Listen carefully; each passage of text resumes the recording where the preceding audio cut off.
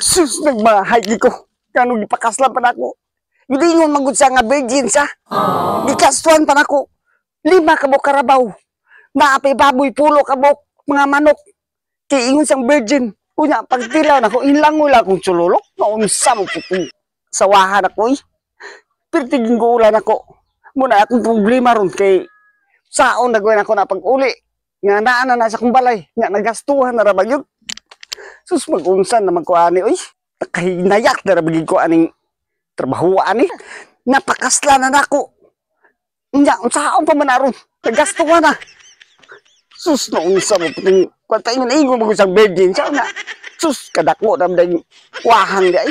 Unsa naman pong taon to. Iwa po kay klaro may ingon ko. Bistorya nga.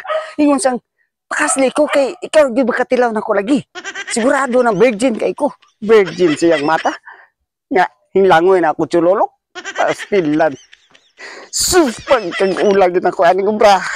Saon pumantaon ako eh. Asa dagway to siya man? Gabi asa guro siya natulog. Sus, bago pa na mong pasal unta. Katilaw na unta ko.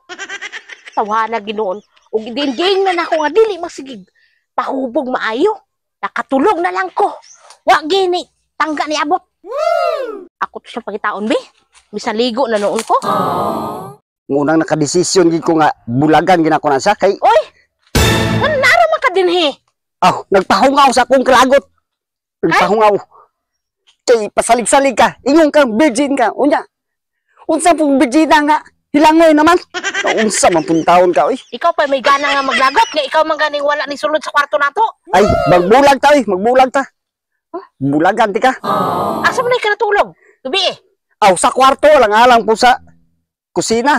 Wala man ka dito gabi sa kwarto. Unsay wala gud taon.